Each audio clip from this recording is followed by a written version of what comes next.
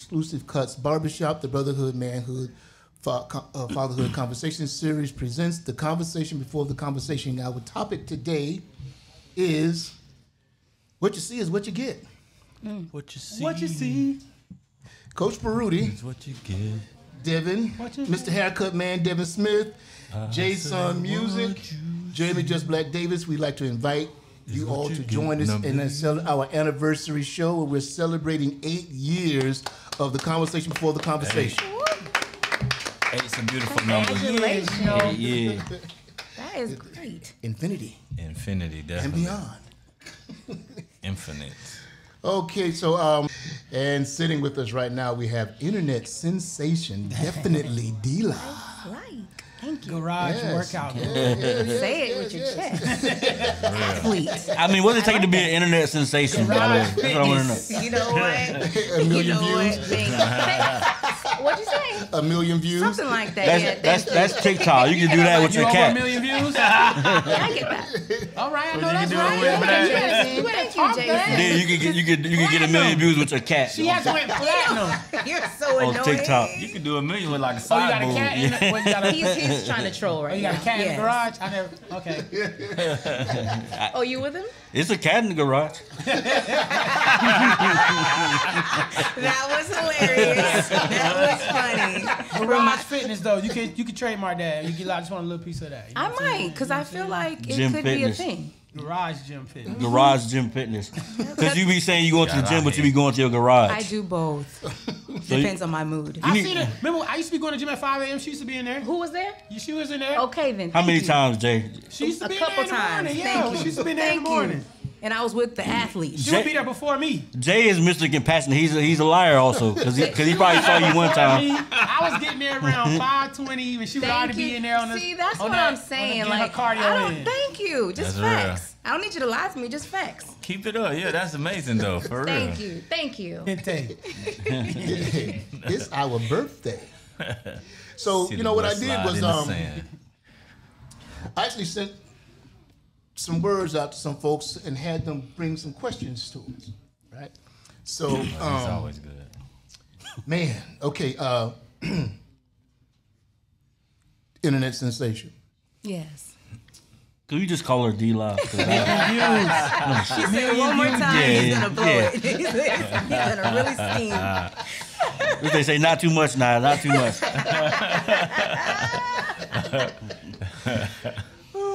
Okay. Keep So- the helium down. When you were last on with us, and we kind of dove into the unconditional love piece. Yes. I And remember. you were very clear that your love comes with conditions. Yes. Yes. Okay. That's good. So as a result, one of the questions we got for you: Okay. if you love him as much as you think you do, and Jeremy likes to point out that you need to come heal. If you love him as much as you say you do, Yes. and you are damaged goods, if you know this about yourself, why would you want to subject him? Hold on. The man- Somebody called me damaged. Yeah, did I write this? No. I was following. I was like, hold on. Where's this going? No. Okay, carry on. It was to speak on the Got question. He said, Okay. Dion, if you ain't shit, how you expect him? I was like, who wrote this? I need a name. Okay. Why would you subject him, the man you love, the man of your dreams? Why would you want him to join you to deal with that? Why would you do that to someone, anyone, everyone that you say you love? If you love them, why? Why would I have conditions? No. Why would you? Put him Let's through say like the let's toxicity let's that you pretend would like have let's going pretend on like you were someone while who you was heal. damaged goods. Oh, okay. Now I got it. We're going to pretend like you're Okay, someone now who I was got damaged it. goods. I'm sorry, I couldn't relate. Got it. Okay. I'm in it now. I'm in it. Okay. So, if you were someone Got it. I'm with who you. fit into that category, Okay. why would you want someone that you care about to join you in your mess? Because I probably lack some awareness and I don't see myself as damaged goods. So I probably see myself in a position where, he has to meet me, at a certain spot. Sounds good. That's a bar. So a follow-up question to the fellas from that is, Yeah. and this is speaking from my experience. I have never had a quote-unquote serious relationship with a woman. And she didn't tell me at the beginning that she was crazy.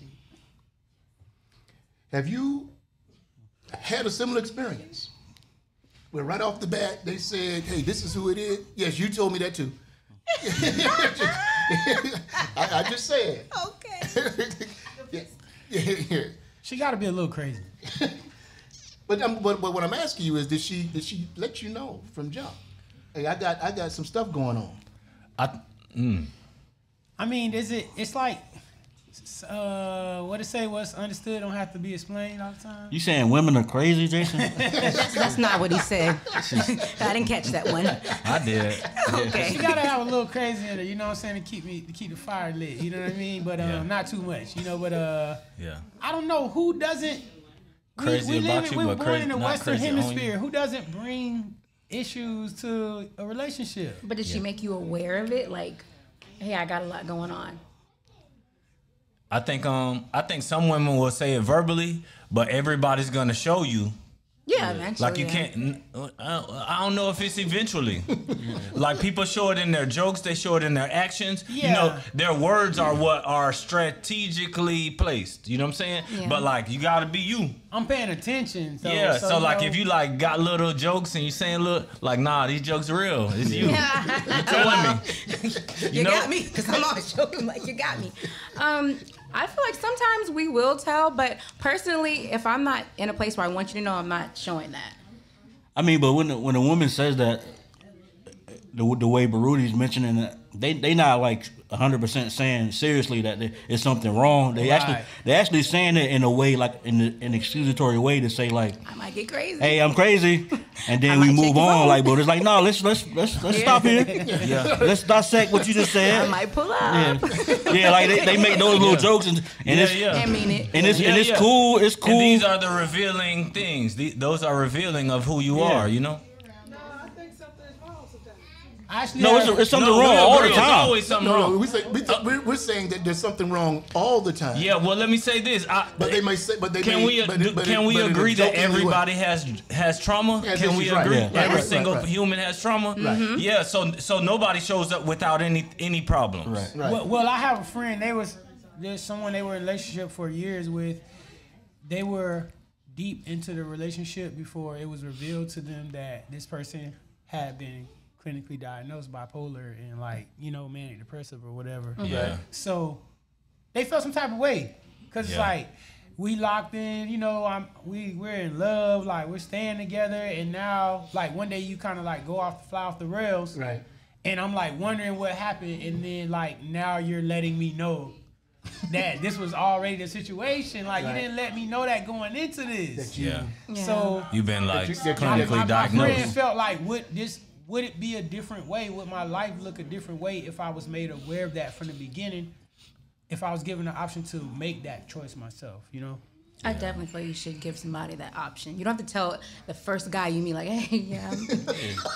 You don't have to do that. But I feel like if it's somebody that you're really trying to get to know, there's no way you can kind of like skip over like that mental stuff. Why So not tell everybody? Yeah. It's your personal business though. But No. HIPAA law. No. You don't owe everybody to tell them what you're diagnosed No, but on. if that you're dealing with. if we- Yes, not everybody. That's a problem. Though. if we are on that, but we go on a date, I should know. First date, I'm not saying, hey, I had I clapped have 4 years manic ago. manic depressive. People don't do that. Pass me the Hey, shirt. I'm a registered sex offender. Did you go to come here often? You're still feeling out if you even want to go there. That person, so I dump all that. I feel like there's stages. Not saying like months on, like, hey, by the way, but you don't but do let me be date. compassionate because Jason said I'm not compassionate and that hurt my feelings. so I'm gonna say like you don't necessarily have to tell somebody because maybe when that person you referring to they didn't realize that was an issue or underlying problem anymore because they've been doing so well, they've been working on it, then they flashed out and they're like, oh yeah, by the way, sometimes you've been working on a trauma or a problem or some baggage so long that you feel like you got it under control, you feel like you don't have to mention it. Unless you like killed somebody before, you can say, well, I was diagnosed with bipolar manic depression, but I've had it under control until you came home late that day, and then everything boiled over. Now I remember. Now I'm crazy. Yeah. Was that compassionate? No, it wasn't. Because why'd you even throw the C word in it? Like, Nah, I was with you till you got but people are crazy. That word is banned, man. No, people are crazy. Okay, I feel in general, yes, people are unstable. crazy. People are mentally but I wouldn't unstable. say crazy on like a diagnosis. But yeah, Can't people are you crazy. say that anymore? A diagnosis is proof that you're crazy, and that's okay. It's true. First of all, I'm not against crazy. I just feel like there could be some people who are sensitive towards that because they're in a different place. They haven't accepted a lot of stuff. We in the barbershop. You being sensitive about being crazy, we're not gonna heal from that. I think you're crazy. Yeah. We all got something. That's the thing. Yeah, it's true. We be trying to hide our ugly like everybody ain't ugly. Yeah.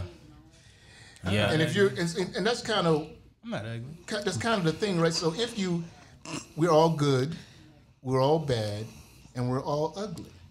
So why? Some are uglier than others. Will you agree? Absolutely. Yeah, definitely. Yeah. But why Dion? why go into a something relationship was with coming. why go into a relationship with someone that you're saying that I want to spend the rest of my life with you and not Show them who you show are. them Some people haven't even what they're addressed getting. themselves. Nah, or, that's like- real. That's real. No, it's true. It's true. But I'm saying some people haven't even like addressed really what they have going on. They're in denial or they just in a hamster wheel, and they haven't even sat to really do the work. It's like, okay, I have this problem. I feel like that could be it. Also, what I about want my man. I don't want you running away. So But that's also like that's a part of the initial conversation where you say the woman told you she was crazy from the beginning, and it's always in the form of a joke or it's meant to be like a lighthearted thing. Hey, by the way, I would pop up. But that you popping up, you feeling like you have to pop up, or that's like a prerequisite for you dating somebody, that comes from an underlying thing. So sometimes you might know that, hey, I may have this. People know what triggered them. They know how they gonna react when they trigger, but they don't understand where that trigger come from. I feel like now we're like this just a condition that we're in right now as a society. It's kind of like we are already expecting that we have things going on, especially like now we in this age of Aquarius where everything is coming out, so people are actually being able to be like, oh, I experienced this and I realized that I do this because of that. Like that's becoming like common conversation now. Yeah. You know what I'm saying? So shout out to that, you know. So it's just assume, oh, you're born in the US? Oh yeah, me too. Okay, we got stuff going on. Let's figure it out together. You know what I'm saying? But also some people not even trying to figure it out. Some people just want to be like. That's where you got to vet. That's where vetting. Some people just want to be like, this is my who I trigger. am. This is why I was triggered, and you need to deal with it. This is who I am. Like people feel like you're supposed to walk around their triggers because they can tell you about them. Oh yeah, that's wild. Yeah, that's super wild. That's super wild. That's super wild. true. I mean, these days, all right, you better ask some of these people in positions of power. You say the wrong thing, you lose. Better ask John Moran about walking on eggshells. Nah, he was walking with a pistol. It was 25 games. Over and over. It wasn't real, bro. It doesn't matter. It was a lighter. If Eggshell. he walk in the bank with that lighter, he's going to jail. Yeah, oh, for sure. Oh, for sure. If you make it, for that's sure. true. That's another thing. We be making an argument about something that's not the argument. So okay, the gun's not real, but you shouldn't have anything that looks like a gun. And you work for $1 billion corporation, a $250 billion corporation that's global. We would like for you not to appear to have a gun. Yeah, morality clause. Yeah, just think about it. Yeah. And best believe, man, others in his position, they have guns. Yeah. They're just moving smart. You know, this is for protection, not to show your homeboys. Right. Be dancing. Like you Gilbert got. Arenas getting suspended? Yeah. Like, but he got suspended like on a morality clause because it's not. Yeah. We live in Florida. I can speak for myself. We all got guns. yeah, definitely. That's So- what they do here. Welcome to the South, baby. Yeah, so it's not about the gun, especially No. especially if they even if it is about the gun. After that's like we work somewhere, your boss say, hey, you probably didn't know this, but we don't be letting you carry guns out here. The second time you can't be like, hey, but it's not real. Your boss already told you, yeah, no. yeah, already Why said even it, play? man. Why even play? Right, exactly. It's about the maturity. Yeah. You know? That's what people be making an argument about something that it's not. If your boss told you you make $28 an hour, hey, don't do that. You're not gonna do that. So why would somebody who making $60 million a year, they boss say, hey, just chill out? Because he's making $60 million. Yeah, so now you like, oh, it's because he's black, or no, what if a white guy? I see this, and they start putting up pictures as false equivalencies. A guy hunting. Look at this guy. He got all these rifles. Yeah, he's hunting. He didn't sign all those agreements So she either. tell a girl hey, I like to wave guns in public situations. I kind of think I she'll know. think she already know. She'll know. Like, Yeah. This She is probably what like, you do. ooh, you do? That's actually what she actually banking on that because then she can get a little settlement. He pulled a fire with the girl in the car. You got your Man, pistol. crazy. Nah, but vetting, I think now, man, people with, I mean, so a lot of people don't even know what vetting means, but and there's vetting, there's discernment, there's questions I like to ask, and getting to know somebody and going on dates, and I want to know like what books have you read, you know, about like self-healing and self-awareness. Like, I want you to see, I'm gonna be doing it slick. Like, can you suggest, you know what I'm saying? I'm gonna bring it up. And we'll see if you can suggest me some books. If you never read a book about self-awareness or self-healing, you know, I'm gonna make a check mark in my mind. You know what I'm saying? Like, Is that the only way you can? Nah, I mean, because even but No, there's- he's just going through the things he likes to I'm, do. I'm, He likes, I'm okay, going but through yeah, the okay. channels to see if you are actually working on those things that we both already know that you have and I have, because we grew up here. right, And- because it's a simplistic thing. Like, that's what we come here and do this for 8 years, and the simplistic undertone is self-awareness, do the work on yourself,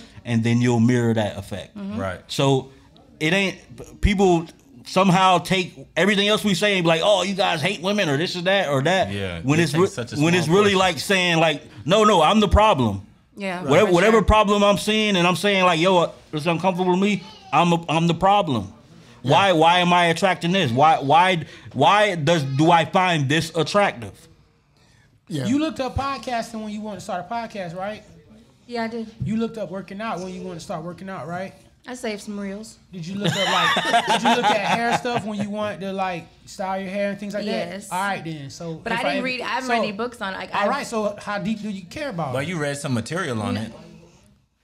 You studied deep into these things that you really cared about, but you haven't studied deep into your own like. I mental. feel like you can add if you're talking to talking to yourself, you can actually address things.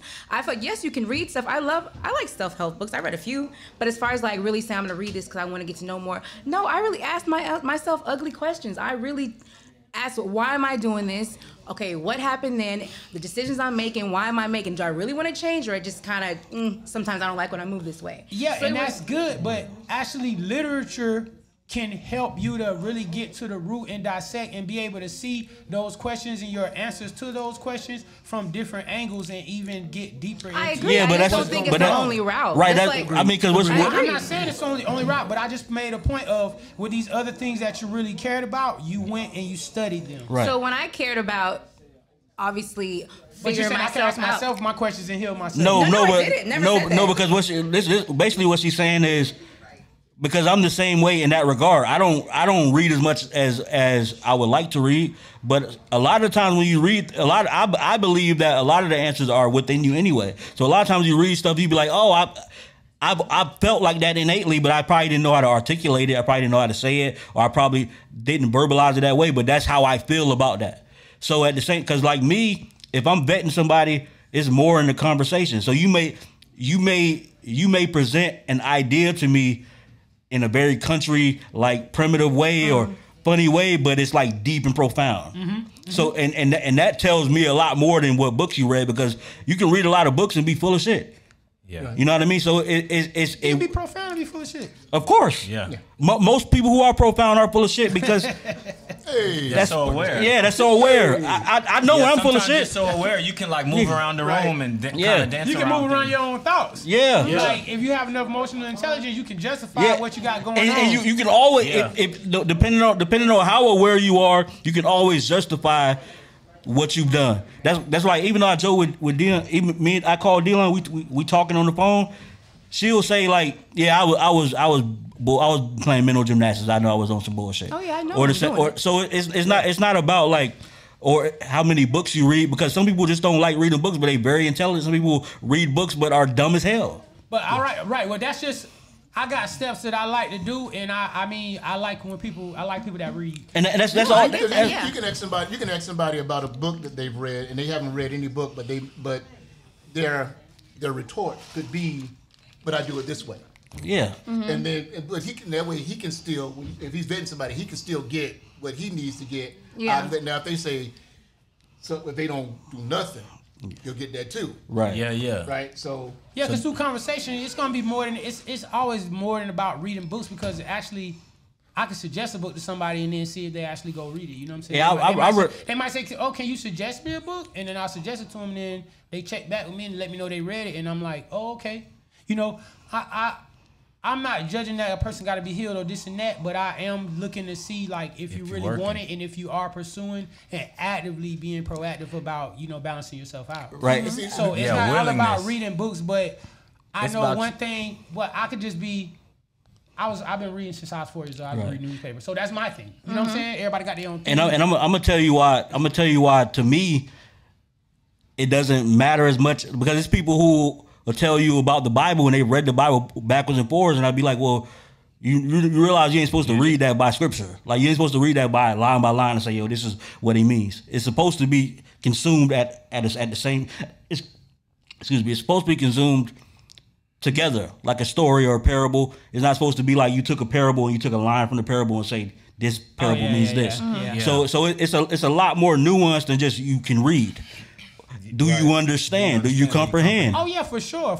But you're gonna be able to see that though, like, when you're around somebody that's well read, you'll be able to tell. You know what I'm saying? You'll just be able to tell. So I mean, that's just sometimes that's just one of my things. I know a lot of things I learned from a lot of the self-understanding that I have.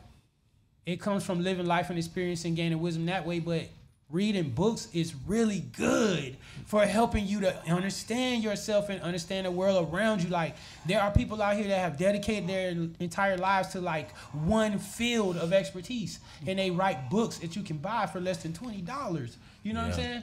And like, you can get. So what you're saying is you can get 25 years worth of somebody else's experience for $20. Yeah. Yeah. Because I buy books from. And this I definitely read can books help. from people that went to prison for 10 years and they wrote a book about how they end up becoming a criminal, and you know what I'm saying? It's not just all about this super woke, this and that. It's just about gaining perspectives and having different areas to reach and pick from. You know what I'm saying? And it just gives you more of what you already have. Like, it's like sitting at a round table with people about an idea that you have. Right. When you leave that idea, it's going to be even better. Right. But I think the point of it all is. I agree with what y'all saying. Because the point of it all is and what's most important is for you, because some people don't consume information and then understand it and apply it the same way you will. It's So like I like a woman who reads, but I also like a woman who is self-aware and it can apply her own self-awareness. I've dated women who are super well-read, smart, lawyers or business educated, and they were simplistic in their thought process. Like lawyers, like black and white, like very, very brilliant people on a grand scale. We got a lawyer in here right now. Yeah, that's a good example. Like this guy. No, I'm just kidding.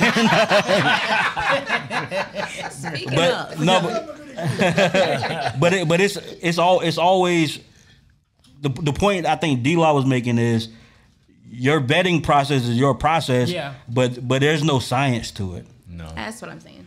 Yeah, I think it's a way to find out someone's willingness, maybe. Yeah. You know, like if you It's show more me about what that you're than me. willing Yeah, it's more about to do, that. That is more you about know where what's you about. at. Right. Yeah. Because it's going to show. Yeah. Yeah, definitely. That's willingness. So when I was dating, and a question that I would ask is, what's more important to you, the truth or Jesus? Jesus is the truth. What you mean? And that's what I would get, right? And I would say, but what if that's not true? Then you the devil. No. So If it's not true, then okay. But if it is true, I go to heaven and you go to hell. So now, That's what my boy told me. He said, if I'm wrong, okay. But if you're wrong. So when I asked my wife, when I asked her that question, she said the same thing. Well, Jesus is the truth. And I said, okay, but what if that's not the case? What if that's not true? What is more important to you, Jesus or the truth? And she said, the truth. Everybody else that I ever had any interaction with said Jesus. So I didn't fight them. I just asked the question. And when they answered, I was like, okay. And what that showed me was willingness. That there's some flexibility there.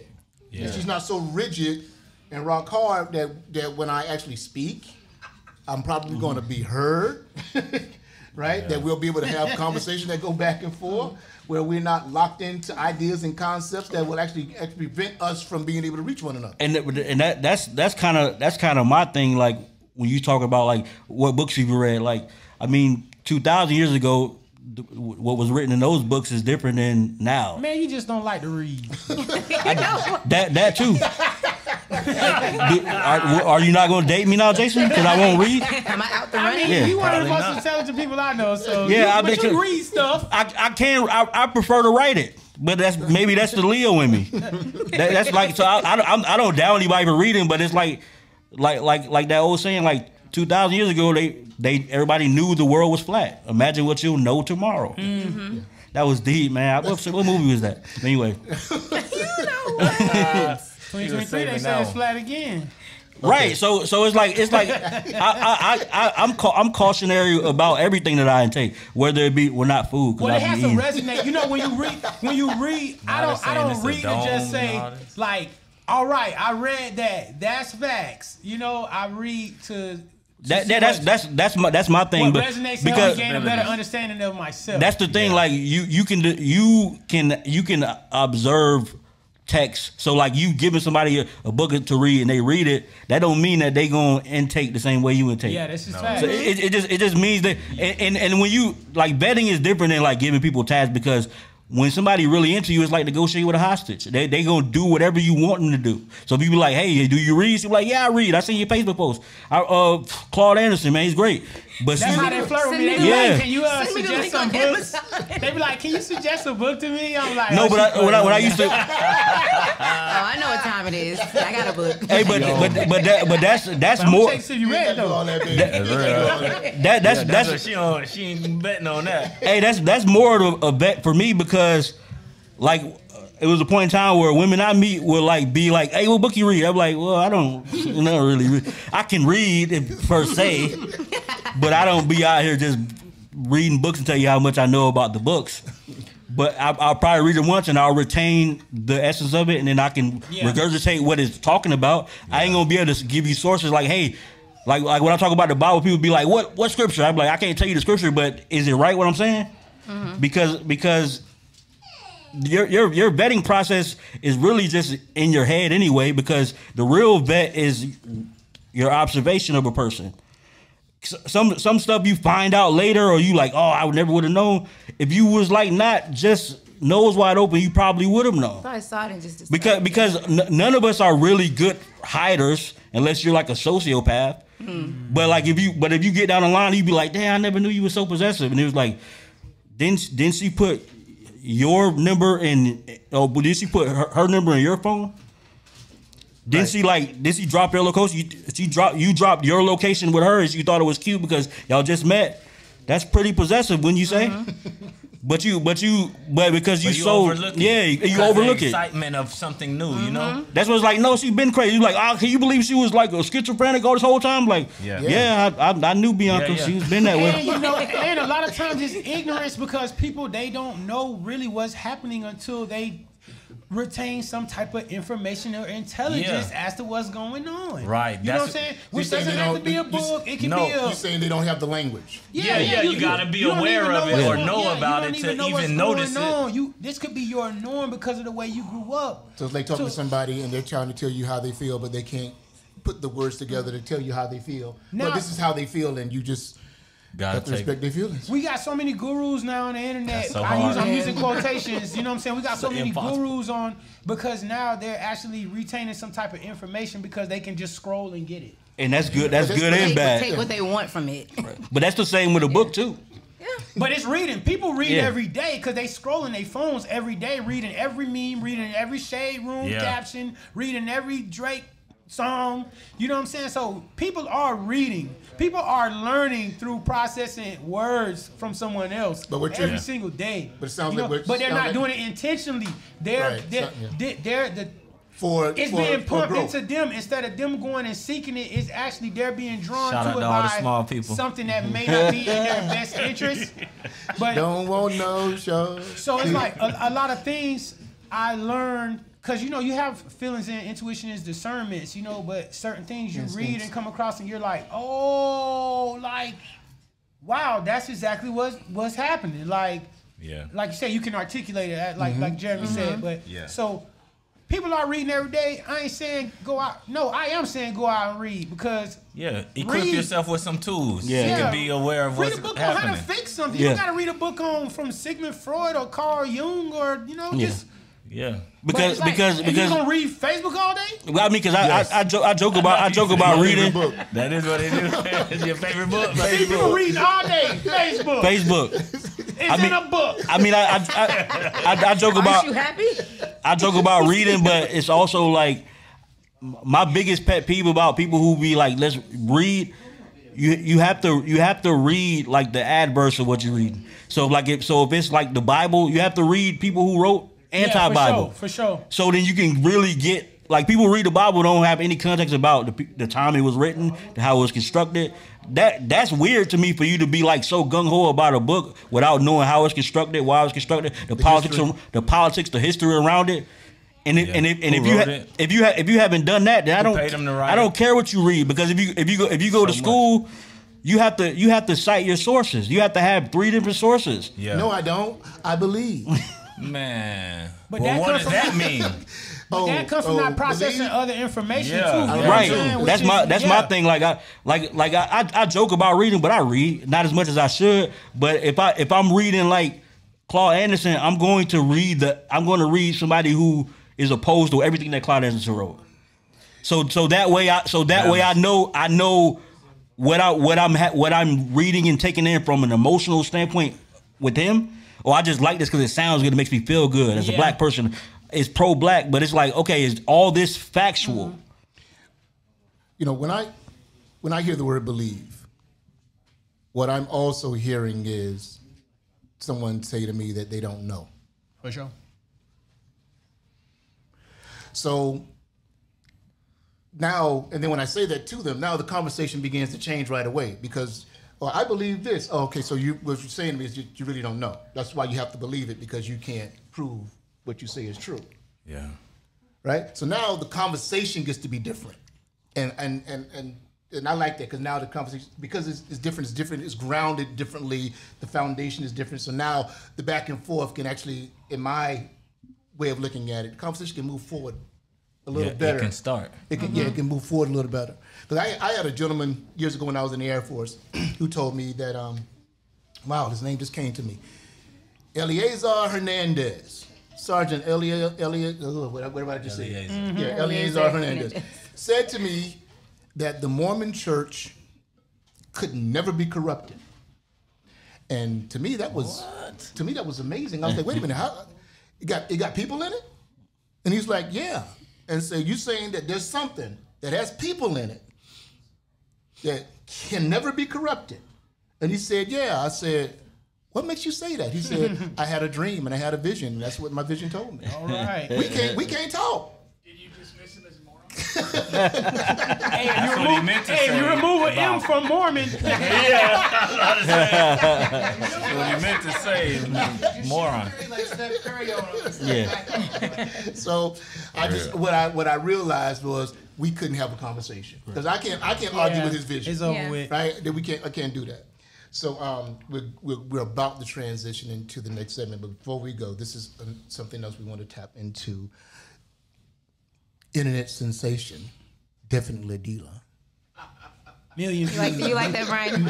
Pink. Million viewed. Hey, Pink, man, don't be. We can stop that part. Yeah. Yeah, me too. I was like, what? Who? She got 1 million views. I'm joking. It's on TikTok, guys. How many? It's on TikTok. No, It's still not a just million. there. Yes, what you got 1 million views at, Dion? On my Instagram as well. I mean, it's not a big deal, but I just say facts. I'm just. That's what I'm saying. Hey, it is a big deal. Don't let nobody take your shine. No, listen. Let me tell you That's something. $1 million. Let me tell you something about friendship, Jason. You never let your friends get too high. Oh, you definitely believe that. My gosh. He lives by that. That's $1 million. He's alone on that one. Hey, sometimes I call Dion when she's too happy, and I let her know He really does. you're not as great as you think you are. Then I hang up. You ain't gonna Yeah, I hang up. on the phone. Like, Yeah. But let me be sad on my own. Oh no. I'm like, isn't this what you want? No, but you're not gonna be sad on your own. I'm gonna call you and I'm gonna say, tighten up. You ain't gonna be shit. Yeah. I ain't shit. Yeah. Yeah. One day I'll release my voicemails. You know, Have fun on the road. you know what's funny? You think I'm joking. One day I'll release my voicemails. I'll do a video on that. We know you. We know you. Tough love. Okay. So, and this is kind of captured, and now this is from a few people, and I kind of put it together. And this is also something that I thought is special for me because of. Well, I'll get to it. So, and this little area is called "Where did you get that feeling?" Okay, I feel confident that you'll agree with me that there's a difference in the meaning of the words think, feel, and know. In her book, Cleaning Up Your Mess, 5 Simple Scientifically Proven Steps to Reduce Stress, Anxiety, and Toxic Thinking, Dr. Caroline Leaf says that the way the brain processes is think, feel, choose, think, feel, choose, think, feel, choose, think, feel, choose. In the last conversation we had, we were talking about feelings. And I think the question I asked was, when does your feelings become more important than when does how you feel become more important than what I think? Right?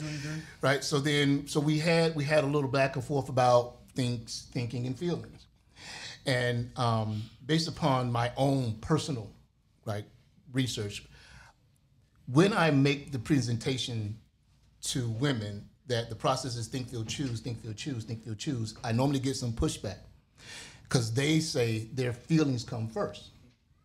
So I kind of frame this and say, where did you get the feeling? Because as I was looking at it based upon what think, feel, choose, and what the book says, in order for me to have a feeling about something, I have to first have a thought about it. Yeah. Right? And then, based upon what I think, I develop the feeling, and then I make the choice about how I'm going to move. So, but maybe I'm not right. And I'm looking at it, trying to figure out, because as like we said with the interaction we had with y'all, one of the things that she pointed out, specifically to Jason, after the show was, your brain can die, and your body can still be alive. And it can, but your heart dies, your brain gone. Everything gone. Yeah. Right?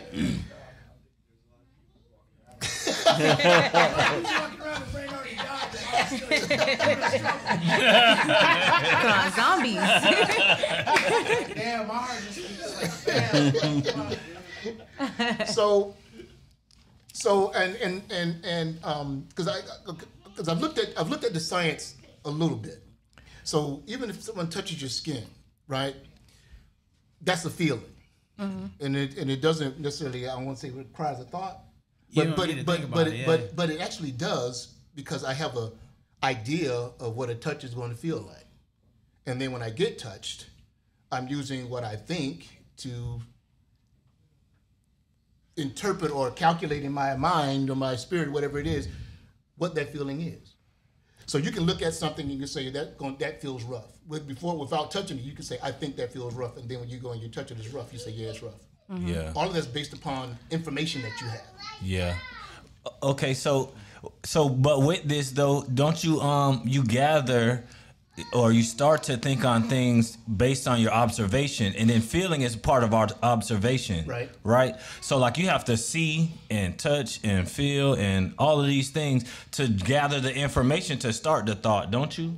Yeah. So it could be argumentative that, you know, like maybe you do need to feel like, depending on the situation, maybe first to have the information to form a thought.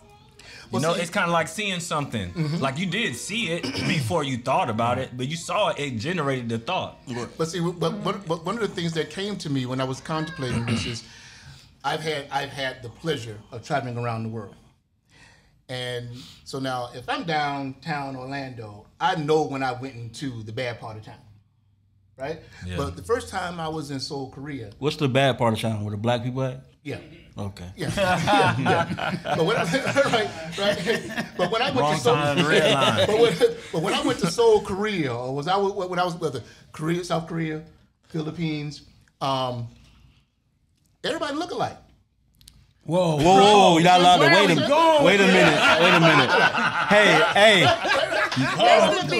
We all are individual people.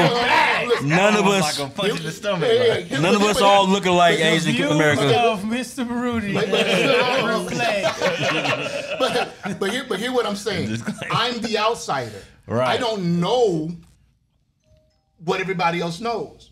So you can be standing next. You could be standing with. You don't know. I didn't know how to say it. I would go into a part of town not knowing where I was, and everybody looked alike to me, and I could feel like I was in the bad part of town without knowing that I was in the bad part of town. And then when I would have some conversations with some folks, they would say, "Yeah, dog, you was in the bad part of town." He's with the black Asians. So. He was with the black Asians, the dark one. I recognize the black Asians when I see them because they don't look like everybody else. I mean, it's like it's like right. I could touch your shoulder or something to get your attention, and depending on what you've been through, you know, you could just turn and say, "Oh, what's good, dog?" Or you could be like, "Hey, don't touch me." Right. So is that feel then think then choose? What is that? Or is that just feel choose? What is that? I'm looking at it. Y'all got me on a pause. I work with I had a manager like that. Right. If you came up behind him, he said he'll be like, "Hey, bro, I know you didn't know, but like, please, never touch me." Mm-hmm. Yeah. Like, you can look in his eyes. Yeah, like, I mean, but you black, you can't be touching that man. No, he was a Spanish dude from New York, but it was like you can look in his eyes. Whatever happened to him, he don't. Man, don't ever touch him, bro. Just get his attention. Now, I also one of the things I got from those interactions was there seemed to be the feeling that I was getting in those conversations, in those interactions was that because the process was think, feel, choose, and we say, and I think the narrative is that women feel they're more emotional than we are. That's what right? Rudy said. Right? Rudy said that. I said that's what the narrative say. Okay. The narrative say that women are. Narrative and narrator. That ain't me, man. So I think it just sounded insulting that Phil was second to the women. Of course. Pink. Because you all have a reputation for being emotional in your response. Now I'm the spokesperson. Yeah. I mean, now it's you me. are. You are. He said me. Yeah, it is you though. But continue. You guys are sensitive to it, and so you're going to feel attacked. That's all right, Mr. Compassionate. I'm Mr. Compassionate. Oh, since when? Obviously, I'm Mr. Compassionate. Okay, I'll follow up after you. I'm sure. Were you here when we started? So shut up. But anyway, Mr. Compassionate. I think.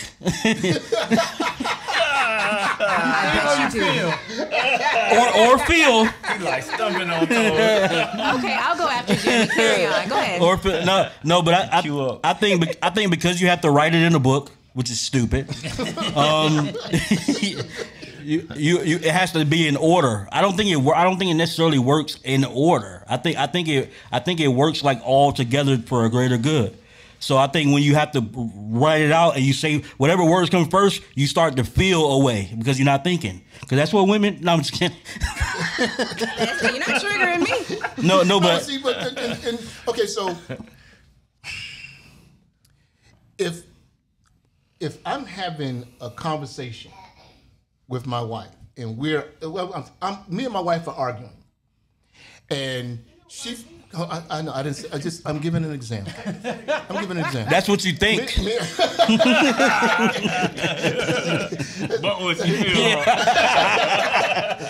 Let's say we're arguing, and she has some very strong feelings in the moment. And she has these very strong feelings about what she thinks happened or didn't happen, et cetera, et cetera. And she's wrong. Oh man.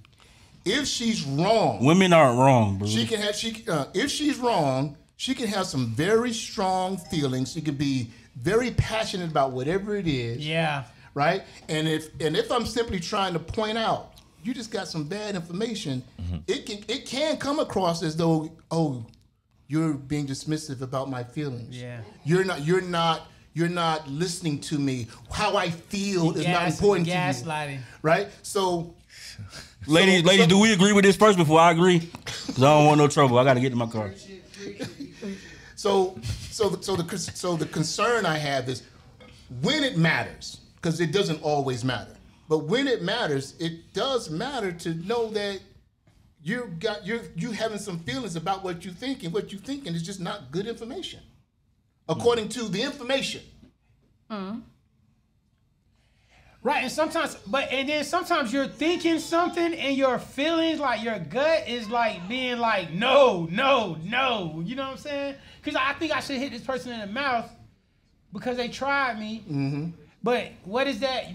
That you can feel it that you shouldn't do that, and when you do it, you hear people say, I knew I shouldn't have did that. Right. So was that another thought? Was it a feeling?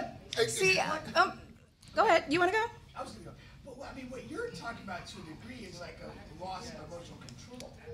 In that, if somebody's got the wrong facts and they're not going to listen to that, they're off on an emotional tangent, male, female, whatever. But they're not in a mindset to listen and take in any information that can correct a situation, maybe resolve an argument, because there's a misunderstanding at the inception of it. They thinking is impaired. Yeah. Tara? Like yours was last show I did. What we talking about? I'm going to actually agree with Jeremy. Oh! Say, hey! What's Oh! today? Come to the mic if you want. Pull up a chair. I've never heard her say those words. I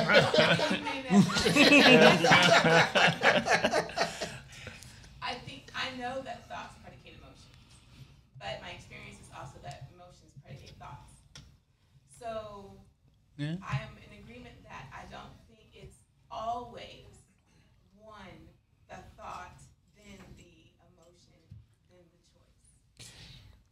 I think there are certain situations where absolutely it is. Like if I feel like I'm holding the winning lottery ticket, I'm gonna feel great because I think I've won the lottery, and then I find out that actually that number was from last week.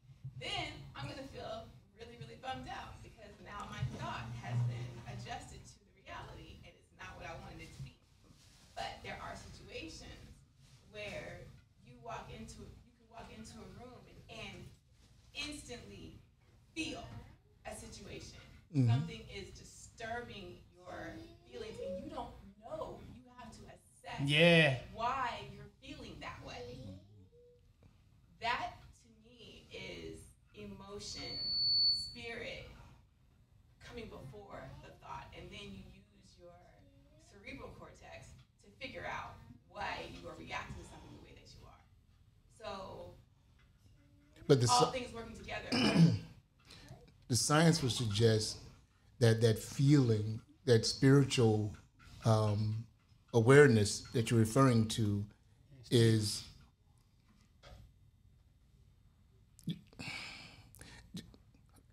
your cells.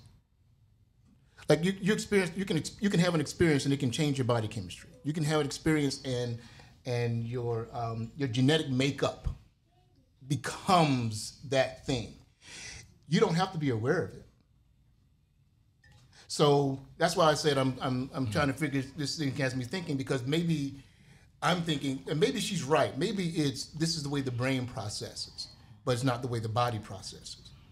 And then you find out if you study, if you read. Go ahead. There you go. I got you. That you actually have like an entire network of like neurons in your gut that speak to you and relay messages to you. But I feel like that's not true. Okay. I was thinking, because when you said thing, you were so annoying because that was good. It threw me off. For instance, last week, I'm driving. I called my husband. I'm like, you know what? I really feel like we should homeschool D-Man. And he said, why do you think that? And I said, I gave him my reasons why I thought so. And he immediately says, Deion, you're not that organized. It's not going to work. Immediately, I thought, okay, who do you think? No, I thought, who do you think you are?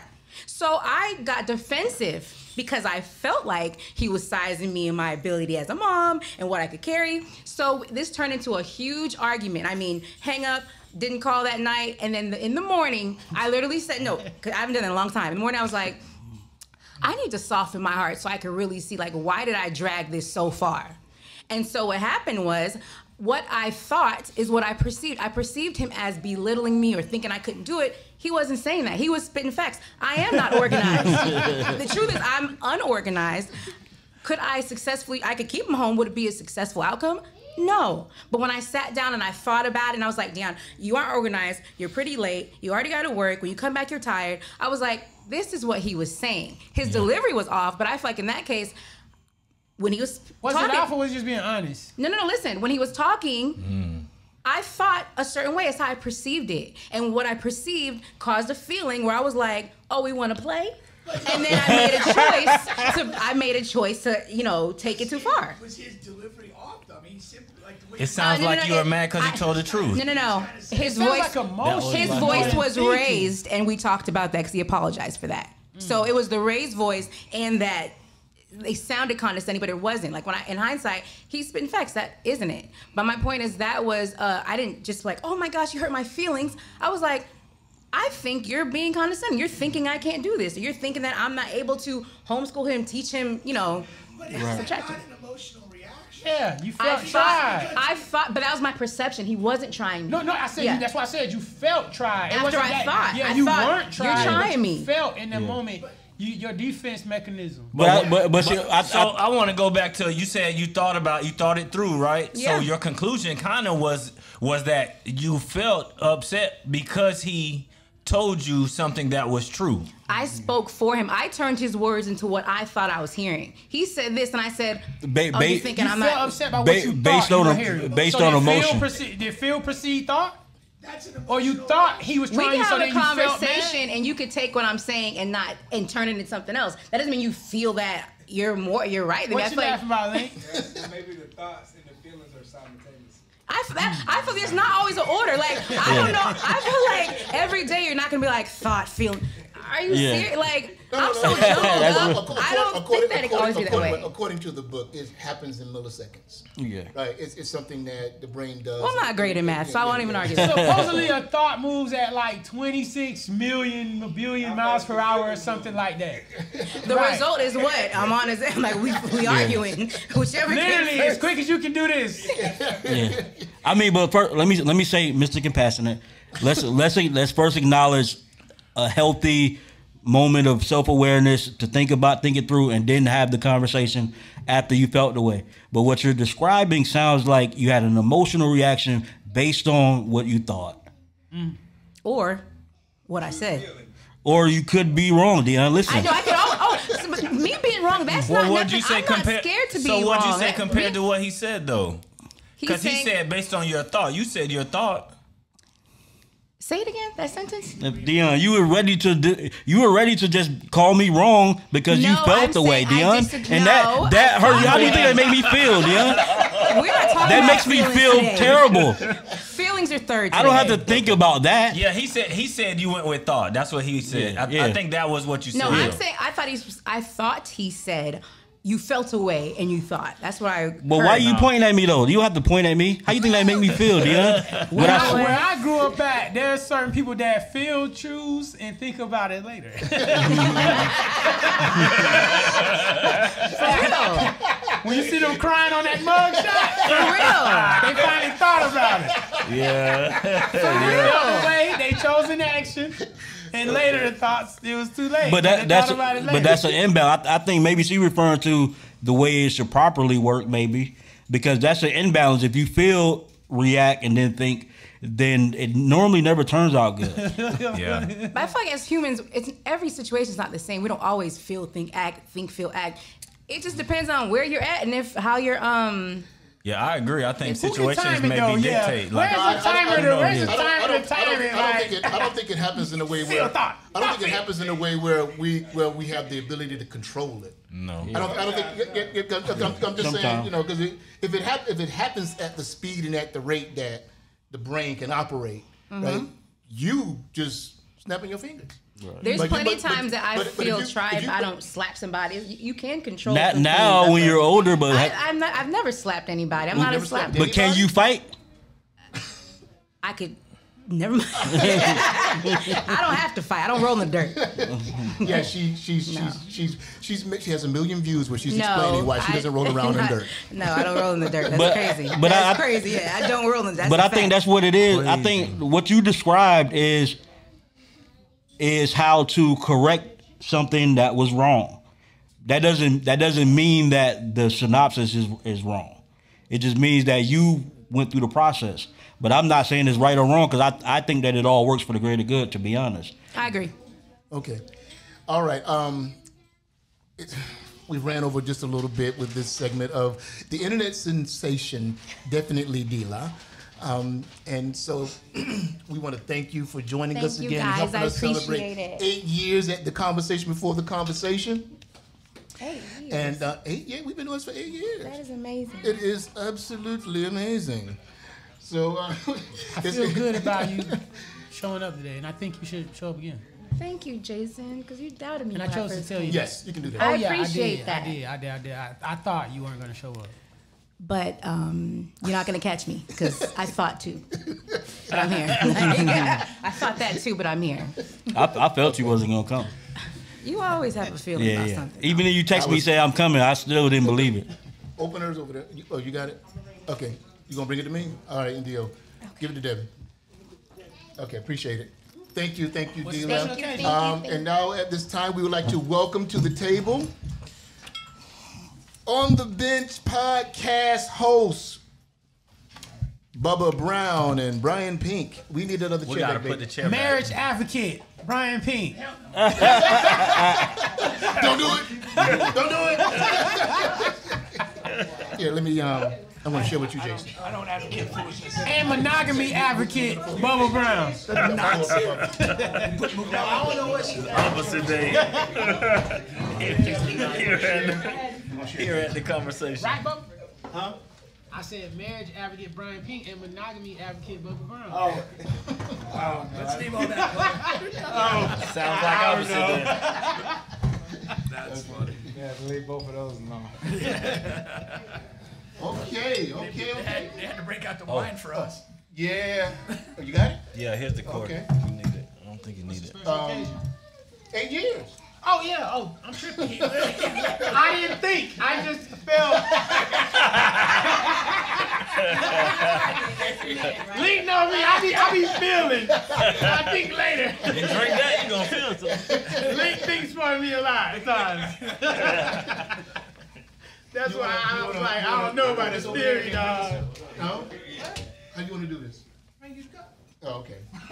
Okay. We need some All right. cups, huh? So, some time ago, we did a show was called Aspire to Inspire, From the Locker Room to Manhood. And we had a good group of guys who, in some form or some fashion, made some kind of a life. Gentlemen, we're going to We men, right? We supposed to be drinking tequila or something, right? Yeah, we supposed to. I drink wine too. Yeah, I've been red wine a lot. I'm taking this. Bubba, Let's start with I Black. got wine in the house. I keep wine in the house. I got a wine bottle holder in my house. A whole No, Taylor Port. Jason be on that Taylor Port. Taylor Port's so real. Yeah, don't tell us what we're not talking about, because we are talking about all that. Jason the Taylor Port junkie. Moderately priced wine. Taylor Port gotta be like grape Hennessy. Yeah, that gotta be. They fooling us all. Great Hennessy. It gotta be, man. Great Hennessy. Same effect. That pole gonna do it. Don't gonna get it. Yeah, if she on that Taylor pole, it's up there. Yes. You got to get her when she got like a few cups. If she pull over the bottle of Taylor Port in the purse, Oh yeah. What's up? I take She probably bought condoms. She brought bring the teleport. she probably ain't bring none of them. Yeah. She bring nothing. Taylor Port, yeah. Taylor Port don't have you thinking Wanna responsible feel at all. it, man. She'll think about it later. She Yeah. didn't want to feel it. Straight responsible. Make me feel good. Cheers, guys. That's what Taylor Port does. Cuts me on the inside. touch me. Hollywood is wanting the damn. Damn, Allen. Okay, cheers, guys. Cheers to 8 years. Thank you guys. 8 years. 8 years. Ocho. What's going on? How you doing, baby? Take that shirt off. Goodness. So ugly. It's like, Dallas getting ready to play. Don't get started. Okay. Did the sound go up? No, we good. Sounds good, right? We good, right? Okay. Okay. You dropped in my headphone. I don't think we need the headphones. That was for We're going to be streaming with guests here. Oh, I got you. Okay. So, I wanted to wait till this segment to do the damn, goddamn. So, damn, goddamn. Damn. No, you cannot. Timothy Richardson. Tim Richardson is a fan. He's a friend of our show. Tim is featuring us in the documentary that he's doing. He's a filmmaker, director of photography, and he just announced that his new project, that he's going to do a new project where he's working with Tyrese. Tim went to Oak Ridge High School, for a little while, then he went to Lake Nona. I taught him when he was at Walker Middle School, so I just wanted to shout him out on the air. We're proud of you, Tim. Keep doing what you're doing. Go watch B-Boy Blues. What's it called? B-Boy Blues? B-Boy Blues? Yeah. You watched it? Hell nah. No. Black crazy. I don't know why you would ask me on air, but go see B-Boy Blues. Oh, man. Looking Okay. forward to that new project. I love man. Black's He got something honesty, right man. there. He got We need more people like that. Yeah. something. He's a focused brother. Okay. Yeah, Tim does a lot. He's man. a dope guy though. Damn. Ron DeSantis.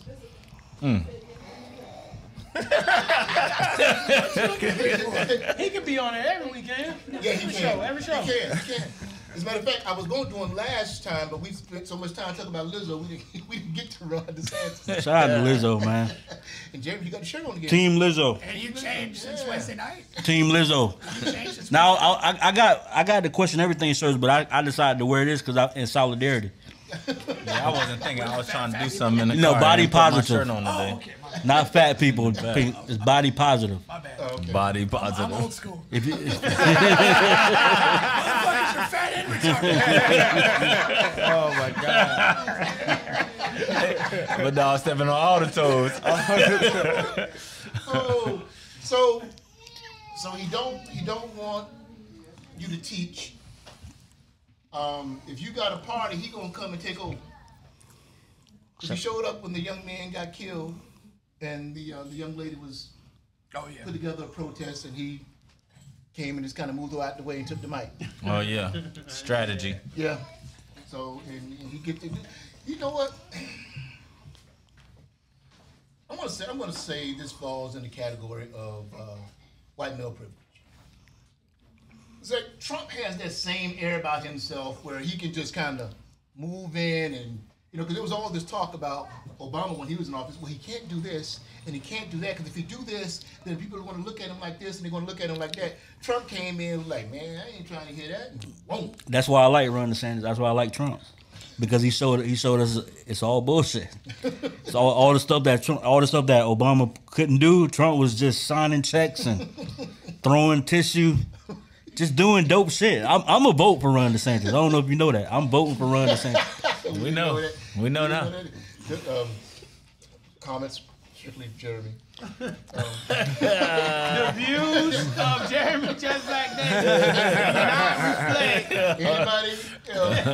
I like to see white people showing you that it's all bullshit. I love it. I love when Trump would say, "Hey, this whole system's flawed," and they say, "How you know?" He said, "Cause I use it." I love it. I love when you just be like, "Yo, this all bullshit," and I've been partaking in it. I want y'all to see, because everybody was pro Obama because they thought that he was getting all this pushback when they realized that Obama was working for them people. And not the people. Obama was working for us. Barry was working for them people. Is it safe to say they all work for the same company? They all work for the same company. Yeah, they all work It's all the same game. Yeah, I think that's the illusion that they're so divided right. that they don't work together. It's all the same game. Like they work together. They're kind of pushing some of the same stuff. It's all the same game. I always pay attention to the guy. They do have their subgroups though. They are divided as well. But always pay attention to the guy that nobody wants. Nobody wants Trump. The show. I think the division is a part of the show. I think. Yeah. I mean, it's to create more of it, right? Like they want you to choose a side. The show don't work. And then they gotta go in the same room and don't work. without the division. So it's like, man, they're all kind of, they got their own corruption in their own way. But it's almost Each one. It's in everything we do, and we're so acclimated to it, we don't even notice it. It's like it's like we pick and choose. It's like the game of the day. Who you with? That's the game, man. That's why it's fun to watch. It's fun to watch. It is. It's fun to watch when you know it's a game. But I can't say when they come with something, you can choose to either like that thing or not. But as a whole, you can't be like, I love him. Yeah. Like, nah, man, this dude's he's human. He might got some weird stuff going on, man. When you find that out, then you like, wait. Like, nah, what he said, you agreed with it. Yo, that just don't got nothing to do with the other part. They all got weird stuff going on, man. That's definitely. That's the. I wrote a blog like 10 years ago, and it was basically like nobody's Republican or Democrat unless you hold office. Nobody is that. Mm-hmm. So when you take a strong side on either side, it's because you don't get it. Right. Like this shit is like this shit is like they don't even know you. It's like a rock band on tour, bro. The real party is in the lobby.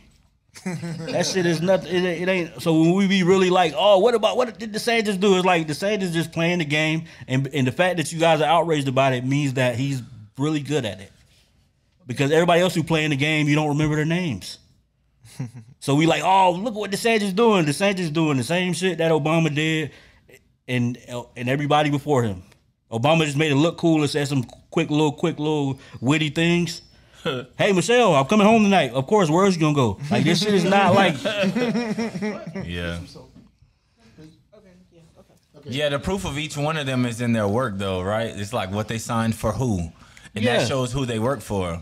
Yeah. You can go to their website and see who they work for. Just look at their who gave them money and stuff. Like Obama was looking out for the LGBTQ, and then we found out that he may be a part of that group.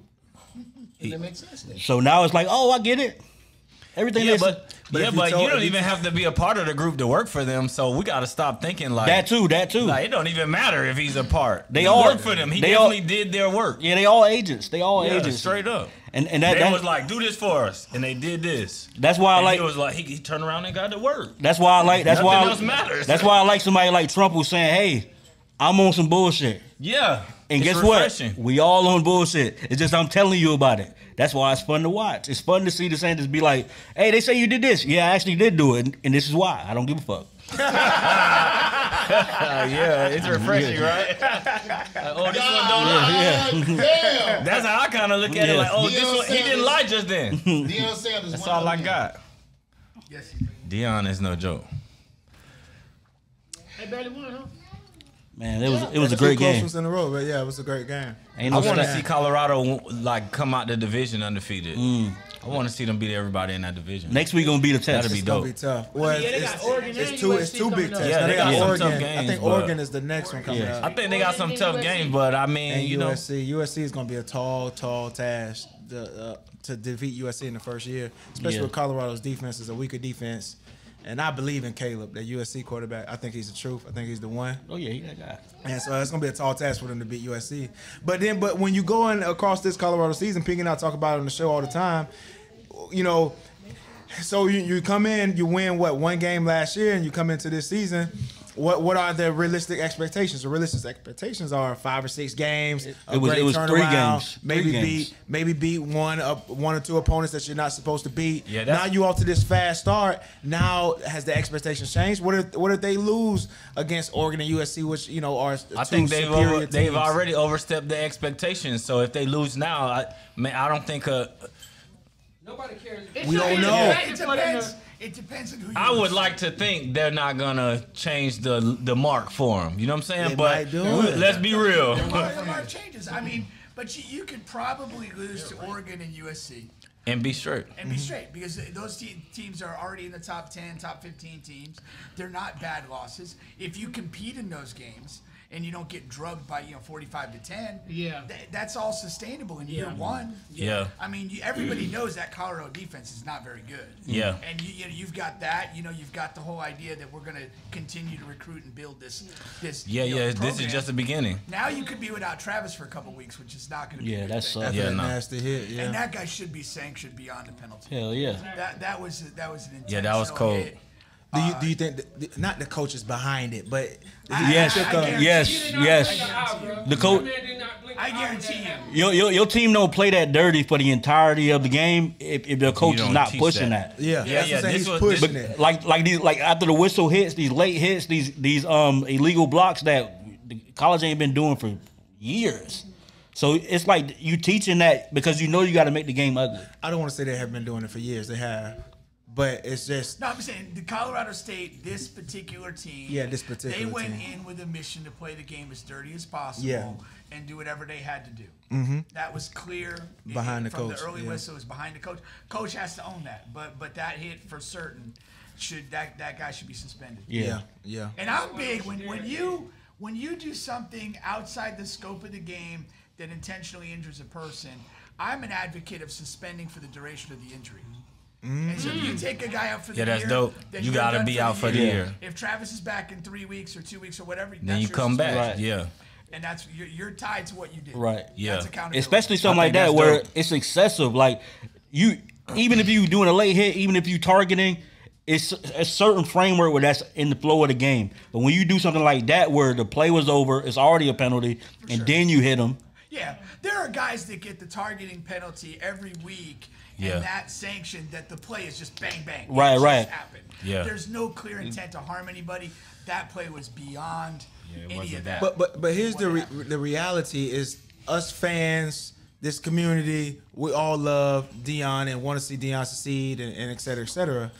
But the landscape, the other coaches, these other institutions, these presidents, all of these, they can see what's about to happen. They can see what's not. Like Deion's about to get all the top recruits. Things are changing. It's not. He had about the Rock out there. I'm about to go play. The biggest back. Alabama is struggling not because of Deion. They're struggling because of this NIL. How that came in. That's not even affecting Deion. See how much that is affecting Alabama. The transfer portal, the NIL, because Alabama can pay a guy a little bit of here, a little bit of there, because under the table, nobody's going to wink an eye or anything back in the day and get all the top players. Now, all of these schools is giving out $1 million bags to these guys and helping them get in with corporations and other things. And that's not affected Deion, but these top powerhouses, Alabama, down the line, it was a couple other teams struggling, teams struggling, Clemson. You know what I mean? These powerhouses. They got a Wayne over there, bro. You know what I mean? Wayne, bro. Hey, but I maybe I want to go over there. They're gonna be envious. They already got all the envy for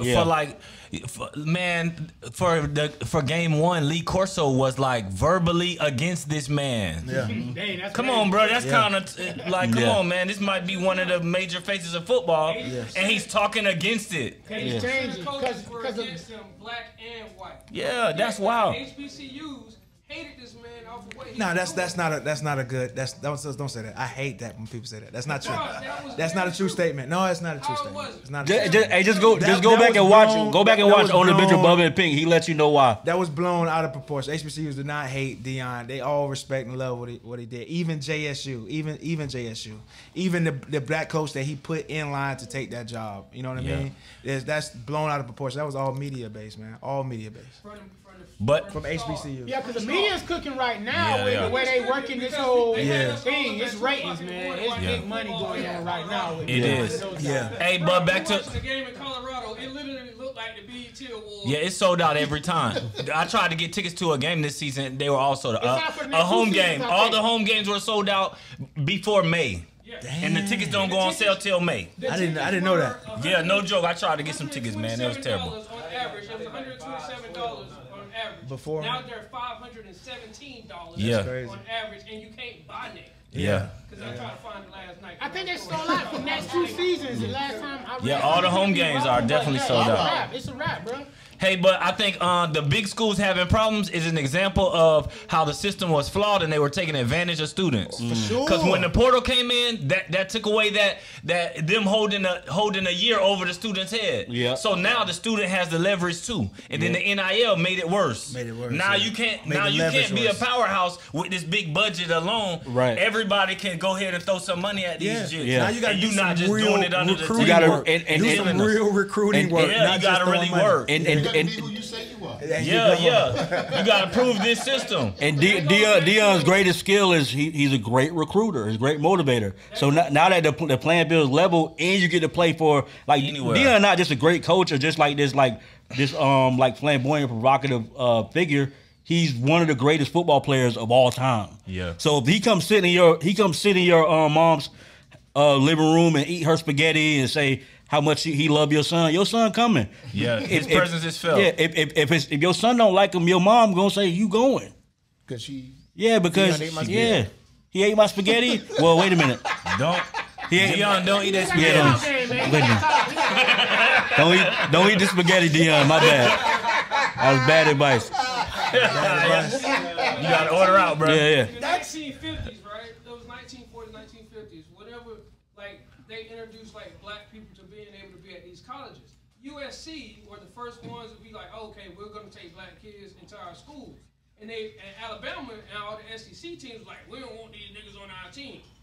Yeah. And they came and they played against Alabama and blew Bear Bryant them ass out the water. And they were like, shit, we better start getting some of these niggas. Yeah, change gonna come. Because this is where now we're at a pinnacle in life where things are swerving, and then now we're making decisions for ourselves more so than saying, okay, well, you know, Bobby Brown come sit on the couch. I remember when Bobby Brown came to Winterport to come get Terrence. Bobby Brown, yeah, we come right now. Pull up with a limo, all that stuff. That stuff don't even matter no more. Spurrier came right down on Simon Avenue. Yeah, Well, that- came right there to Winterport. That's Trying to get him. That's one of the fascinating things. I'm not sure exactly how Dion's doing his recruiting, and I'm curious about it. But he's literally got this thing where it's like, I'm here. If you want to come, show me you're interested. I don't think he's got to spend a lot of couch time eating bad spaghetti. Right. To be honest with you, I think he's built this and changed the dynamic for recruiting. Yeah. In a way that's not about sitting on somebody's couch eating mom's shitty food. Yeah, I don't know what he does, but I know that he always. How you know the food's shitty? I mean, I'm a picky eater, man. If it ain't McDonald's, I'm not having it. Oh, you're not a picky eater, yeah. bro. But you eat McDonald's. He got the money flowing through the school. He got the prestige coming to the school. You're young. He's got Yella Beezy in the locker room. Yeah. Lil Wayne, Yeah, Key last Glock, year was Yella Beezy, yeah. Cameron is there. Yeah. Stephen A, Shannon Sharp. The Archie Rock. Irvin, He had The Rock, The Jason. Rock. Everybody's there, bro. It's like I'm right checking now, on my if I'm a eligibility coach right on now. another team, you see what's going on. Like this man got these kids feeling like rock stars right now, bro. So like, a kid is gonna want to go there, bro. He can't get them all. No, but Of course not, but he gonna get some that they would never But have he gotten. gonna get more than what he need. Who was Yeah. talking about Colorado? Who was talking about the University of Colorado? He's getting 4 Nobody. 5 stars looking like, okay, Alabama ain't even on my list no more. Hey, but he's Like, also. you gonna look at like the rival or like the recruiting. Like you gonna look at these kids and Colorado's up there. It used to Yeah. be like Florida, Yeah. Yeah. Clemson, you know what I'm saying? Georgia, you got all these schools. That's But he- now you got Colorado. He Yeah. talking their language too. Like he Yeah. said, hey, you know your mama worked 3 jobs. Hey, Hey, yeah. That's Yeah. gonna make you want to knock a motherfucking head off. yeah. My mom do work 3 jobs. You link show me see Florida Atlantic got Kodak. So, bro, it's like it's it's trending. But he's changing the culture. So everything that they said he can't do, every level they said he can't play on, he's proven that this system works anywhere. Kodak Black was at FAU last game. I'm talking about the coach. Which coach brought him in? That's why I was asking Pink. Oh, okay. No, Ole Miss. He went to Ole Miss. Yeah. Willie Taggart went to FAU. He failed there, and they got a new guy. They got a new guy. Okay. Yeah, Willie Taggart gonna hang out. And another interesting thing about Deion too is not even a coordinator. So one of the biggest college football analysts is saying after this season that these bigger schools are going to throw like an outrageous bag at him to make him the highest paid coach in the history. So I want to see if Deion would take that bag or sit at Colorado and build it up, because a lot of people, to your HBCU point, the only thing is a lot of people in the HBCU community thought, okay, if he stays here, he can build this up and bring us back to prominence, right? Now you get to Colorado. Does he leave Colorado for the big bag, or does he build them into a stability of prominence? I think he leaves Colorado for the NFL. Yeah. Well, he stated that he wasn't going to leave Colorado for the next 2 years. So that's something that he stated. He's staying for Shedeur and Travis, and he's going to the NFL with. He's making sure that they're straight. Okay. So that's his starting like offense, wide receivers, he's making sure that they get to the league. When they get to the league, what he's doing, he's probably going to go to the league, but at the same time, he might sit back and be like, you know what? Broadcasting. Exactly. Yeah, he's not coaching. You think he'll lead coaching all together? Sitting at a desk? Yeah. You got to think about the bag that Tom Brady just got. He ain't even went on Fox yet, and it's just sitting there waiting for him. Yeah, but I think Colorado.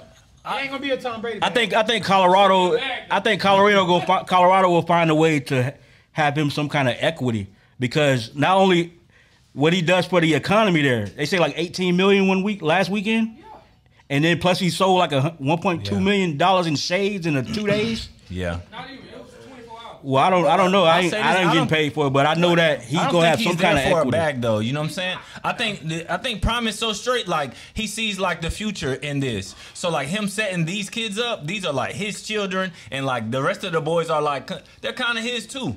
They're going to show love back to him. So he's good if he gets them straight. Long term, this is better than just getting a temporary bag for now. That man got a bag. Yeah, but there is an FTK number that he will take.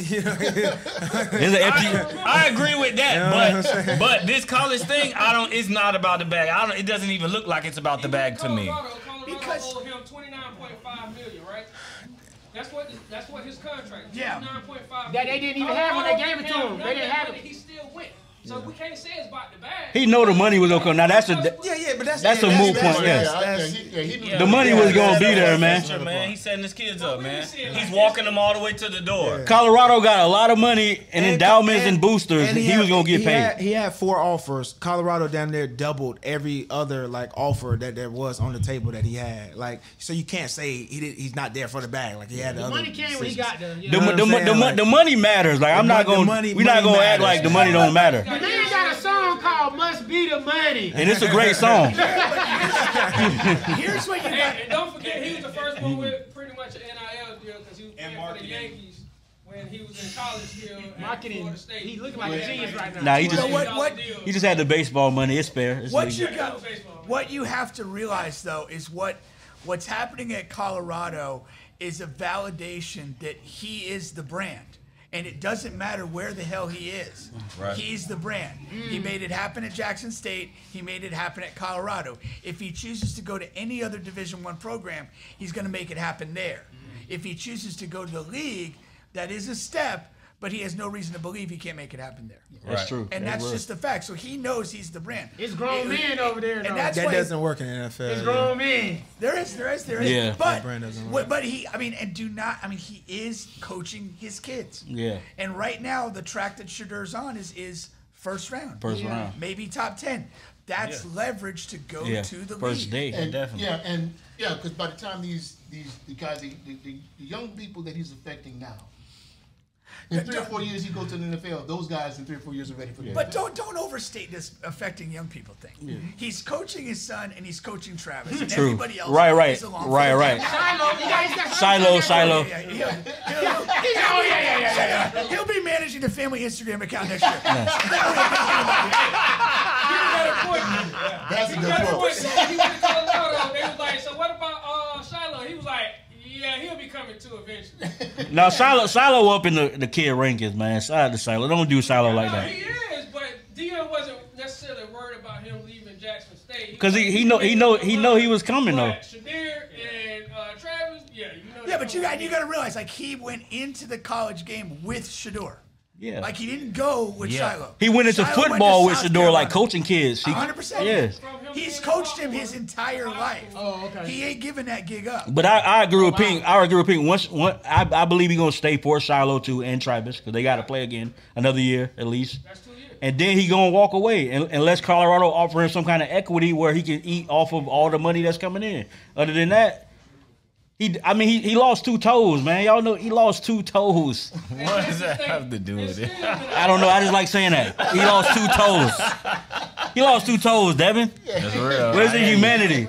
Mr. Compassion. His transitions are amazing. NCAA is loving it, bro. It's money raining from the sky. Yeah, bro. It is. Last night they didn't have any showing like that ever, other than New Year's when Buddy missed a field goal at the drop of the ball. Yeah. Bro, there's been no other showing like last night, bro. I'd rather they have white commentators though. Those black commentators being all corny. Oh, 21, will you do something for me?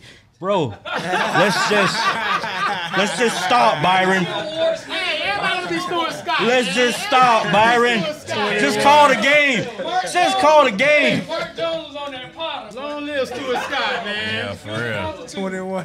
Look at Key Glock. Call the game, man. Who caught the ball? He was offset, and then you look at the play, it was offset. I was like, Yeah. Tavarius Jenkins getting his swag on. Man, come on, Byron. Get out of here. Like, why are you doing this? Yeah, bro. It's only according to us because we from the street. That's not how we talk, bro. Why are you doing this? It's good for TV, man. It's good for Script, TV. man. That's the script, Only man. people from the hood is like, this is corny, bro. It's good Somebody for got to TV. be in there like, why are you doing this? Just call the game. Okay, so now, this question. It's the culture, man. This question was for 2 people at the table. This is for Jeremy and Bubba. Man, I ain't answering no question. This sounds like a setup. This is for Jeremy and Bubba. Mr. You have Compassion. answered. The question is, there's a difference between the song. There's a difference between the song and there's a difference between being the song or the subject that the song is written about. Which one are you? Are you the song or are you the one that the song is written about? Who question that is? St. Edwards, South Carolina. St. Edwards. St. Edwards. What was you got something? He needs something to work with. I'm trying to bounce off him. Yeah. Are you the song or are you the Song that's Listen, St. Edwards, I don't know what you think. I'm not that deep. I don't know what you mean by that. Yeah, because the song is written about you, then you are the song. Yeah, so it's literally the same thing, man. I don't know. Yeah, I write songs. Yeah. If I write a song about a girl, then the girl is the song. She's literally the inspiration for the song. Like the song don't So being the inspiration makes you the thing? the song doesn't get written without her. So how is she Like Black separate say, it's a from it? setup. Yes. It's like oh look, Nigga it's know like this put song. the- What you're saying though, you're saying you're writing as the songwriter. You're writing about the girl. Yeah. He's asking this question to these 2 guys. Like essentially, the question is somebody writing a song about you, or are you the song itself? How you see yourself in the world?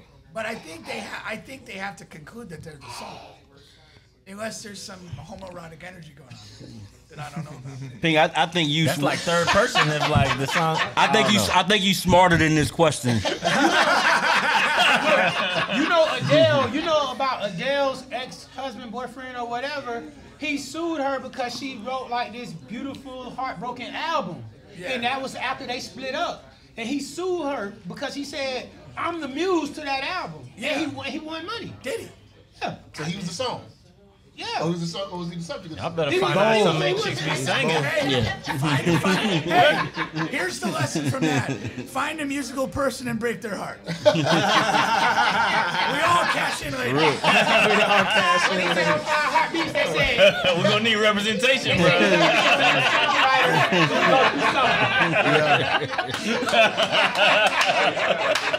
We have precedent. We gotta make this work.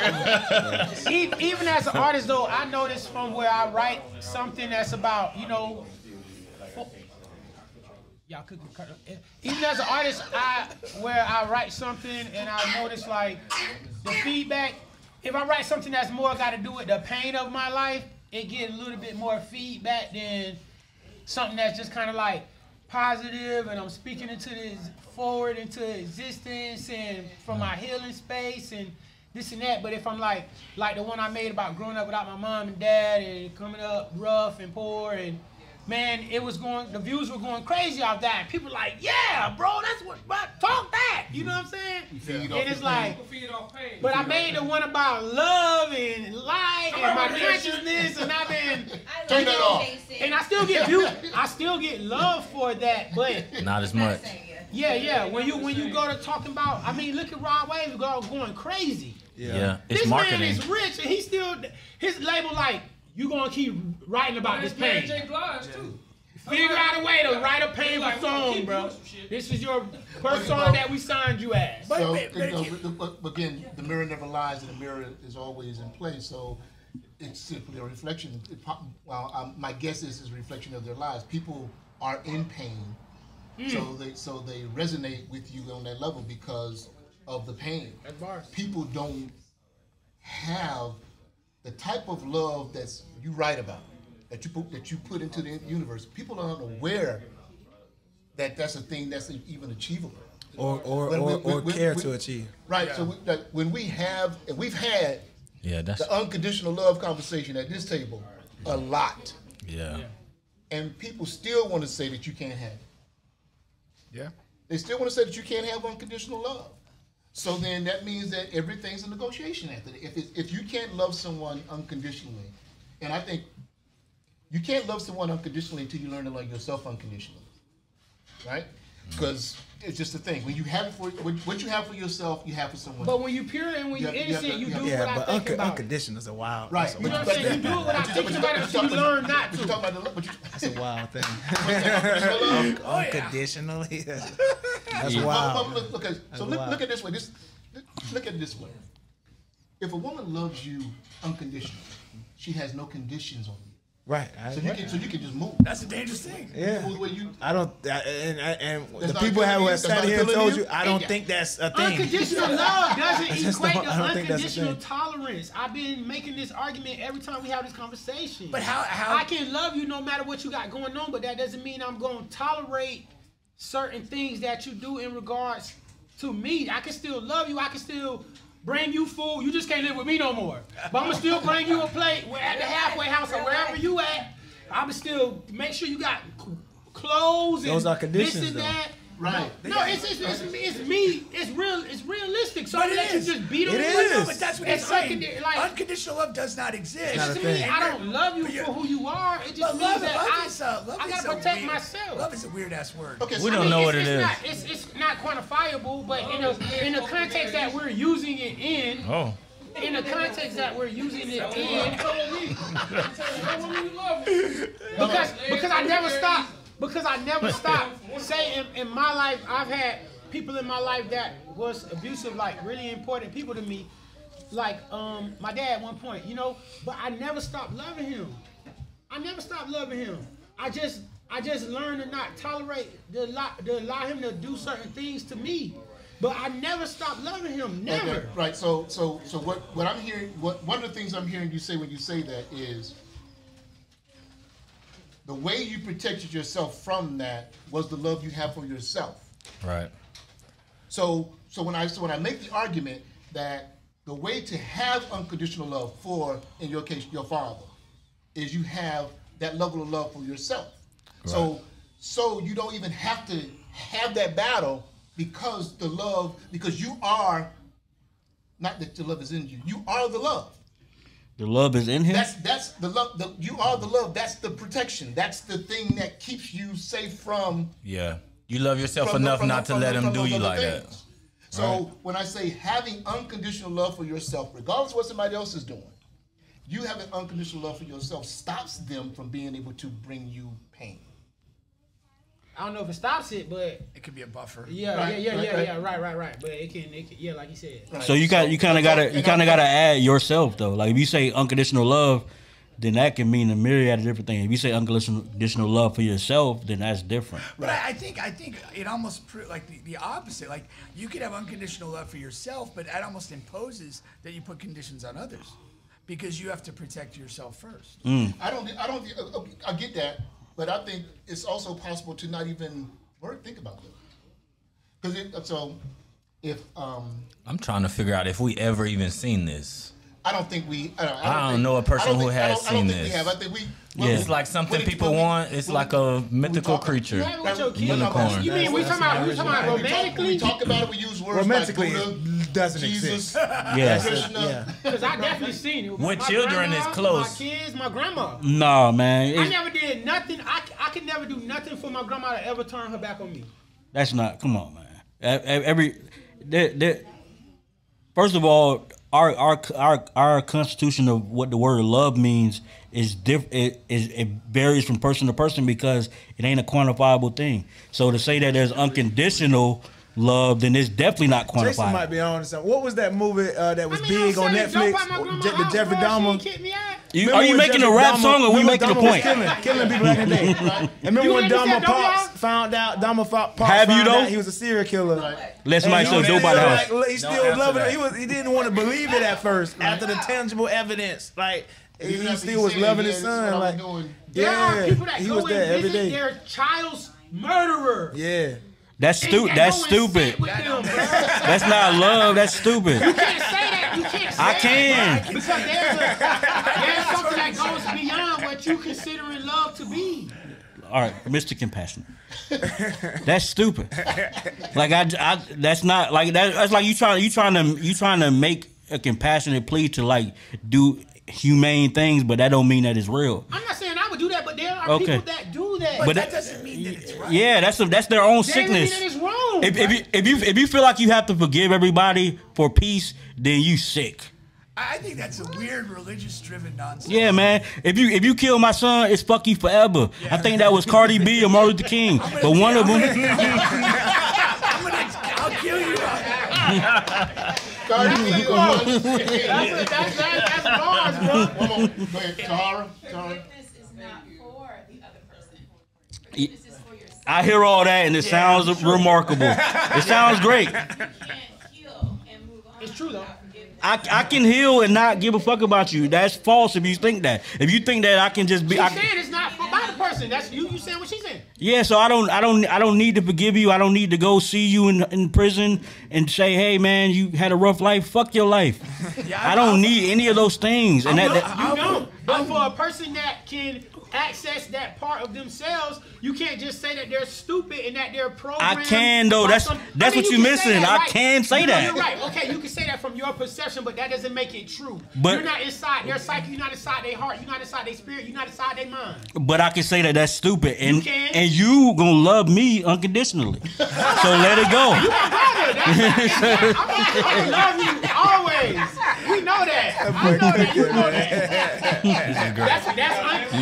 That's unconditional. He cooking right now. That's unconditional. We are like the opposite of each other, and we have a great dynamic because we literally are the opposite, bro.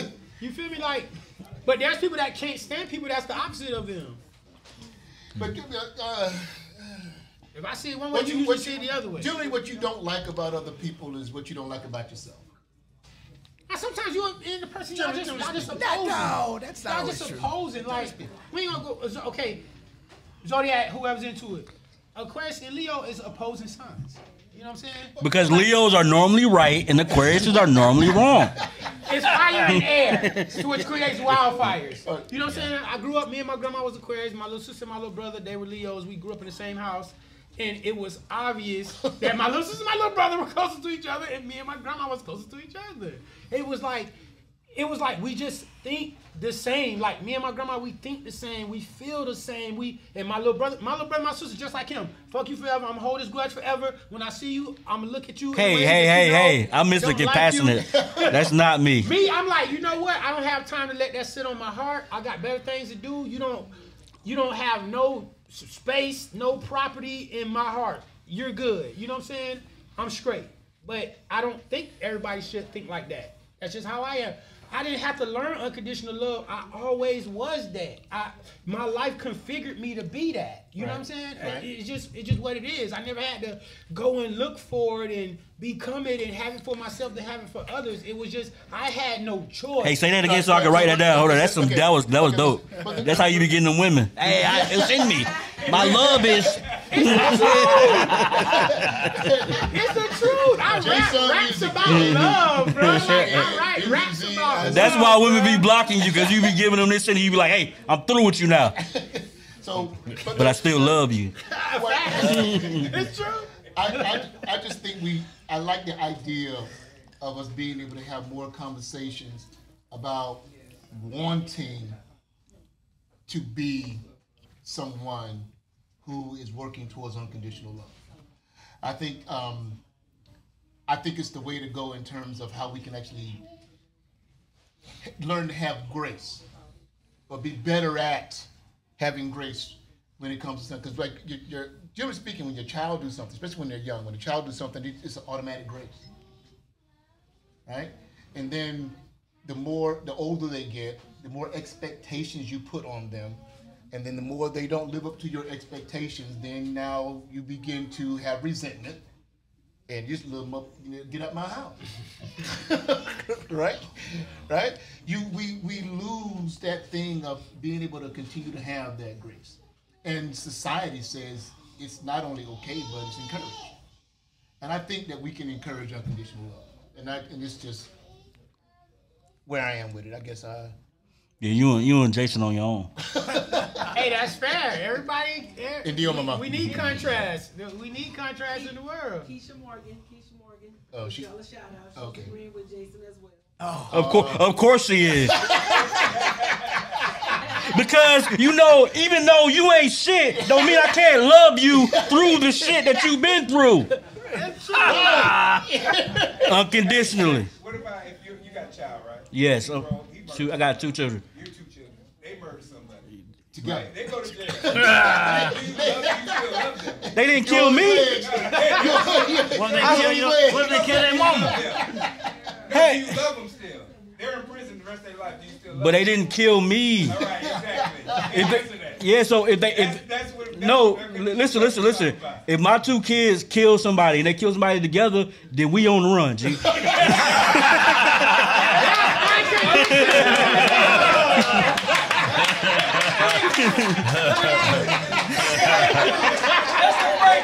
I think it's safe to say we're all striving for the same thing here. Hello.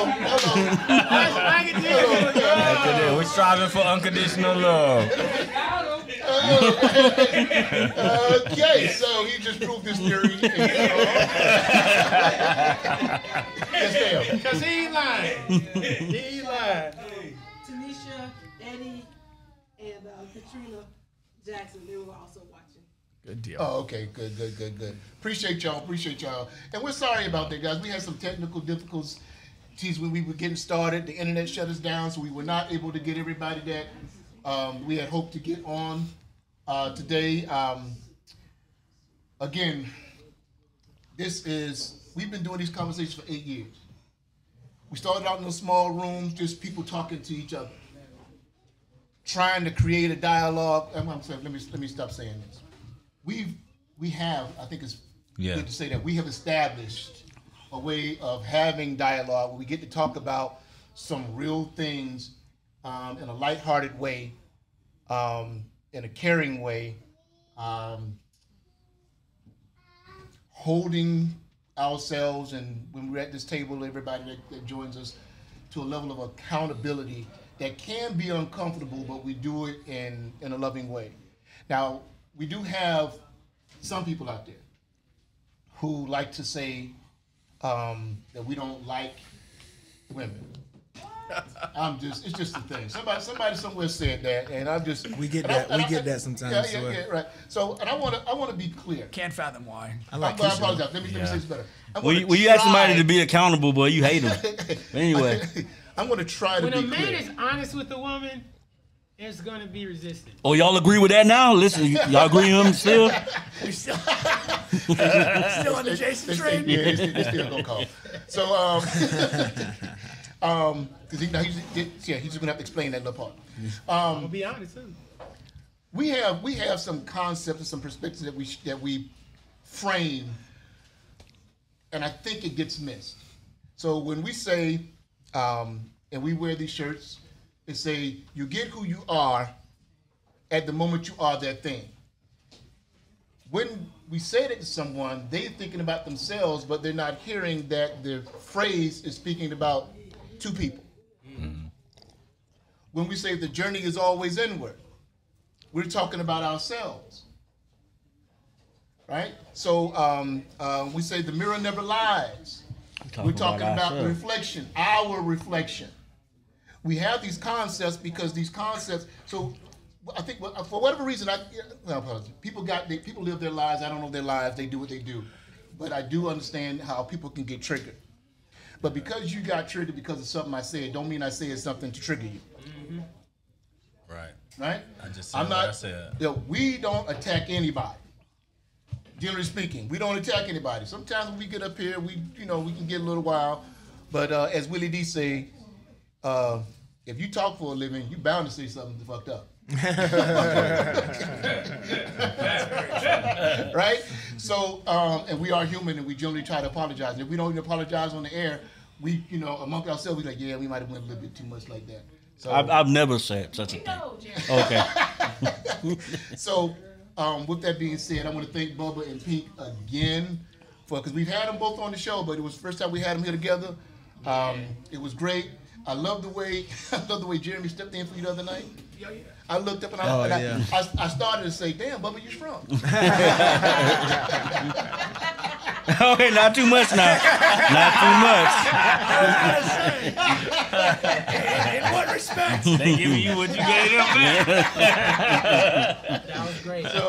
But again, the brotherhood. He made a phone call at the last minute. Jeremy came in and sat down and ran the show, and it was a fantastic show. So, and then there's something that happened on the show that I'm gonna talk to y'all about afterwards. But we get off the air because I don't want to say it hurt somebody's feelings. But that being said, I am Coach Rudy.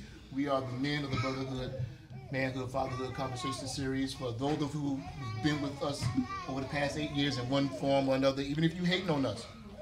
We appreciate you. All right. Shout out to the podcast doctor too. If you got a podcast, he can help you. It's gonna cost you though. Yes, it is. You don't work for free. That's gonna cost. Yeah.